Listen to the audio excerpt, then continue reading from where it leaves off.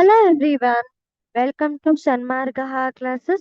ನಾವು LBA ಆಹಾರ ಸಂಪನ್ಮೂಲಗಳಲ್ಲಿ ಸುಧಾರಣೆ ಪಾಠದ ಪ್ರಶ್ನೆ ಉತ್ತರಗಳನ್ನು ಉತ್ತರಿಸುತ್ತಿದ್ದೇವೆ.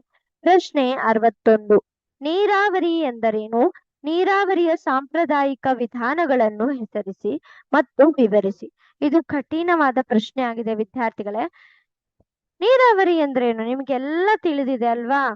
ನೀರಾವರಿ ಅಂದ್ರೆ ಸಂಗ್ರಹಿತ ನೀರನ್ನು ಬೆಳೆಗೆ ಸೂಕ್ತವಾಗಿ ಹಾಯಿಸುವ ವಿಧಾನವೇ ನೀರಾವರಿ. ಅಂದ್ರೆ ನೋಡಿ, ಸಸ್ಯಗಳ ಕೃಷಿಯನ್ನ ಮಾಡಿದ್ರಾಗಿಲ್ಲ, ಅಂದ್ರೆ ಸೂಕ್ತವಾಗಿ ಟೈಮಿಗೆ ತಕ್ಕಂತೆ ಅದಕ್ಕೆ ನೀರನ್ನ ಹಾಯಿಸಬೇಕಾಗತ್ತೆ ಅಲ್ವಾ?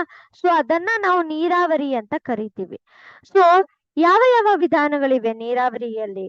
ಬಾವಿಗಳಾಗಿರ್ಬೋದು, ಕಾಲುವೆಗಳಾಗಿರ್ಬೋದು, ಏತ ನೀರಾವರಿ ವ್ಯವಸ್ಥೆಗಳಿರ್ಬೋದು, ಕೃಷಿ ಹೊಂಡಗಳಿರ್ಬೋದು.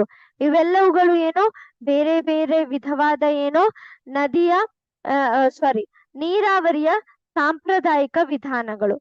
ಓಕೆ, ಸೊ ನೀವು ನೋಡ್ಬೋದು ಇದರಲ್ಲಿ ಬಾವಿಗಳಿಂದ ನೀರನ್ನು ಎತ್ತಿ ಏನ್ ಮಾಡೋದು, ಕೃಷಿಗೆ ಹಾಕಿ. ಕಾಲುವೆಗಳು ಈ ದೃಶ್ಯದಲ್ಲಿ ನೀವು ಗಮನಿಸಬಹುದು. ಈ ತರ ಕಾಲುವೆಗಳನ್ನು ನಿರ್ಮಾಣಿಸಿ ಅದರಿಂದ ಕಾಲುವೆಗಳ ಮುಖಾಂತರವೇ ಕೃಷಿಗೆ ನೀರನ್ನು ಹಾಯಿಸುವಂತದ್ದು. ಏತ ನೀರಾವರಿ ಅಂದ್ರೆ ಒಂದು ಹೊಂಡದಲ್ಲಿಂದ ನೀರನ್ನ ಎತ್ತಿ ಅದನ್ನ ಕೃಷಿಗೆ ಹಾಕಿಸುವಂತದ್ದು. ಸೊ ಇವೆಲ್ಲವುಗಳು ಏನು ತುಂಬಾ ಏನು ಸಾಂಪ್ರದಾಯಿಕ ವಿಧಾನಗಳು. Thank you.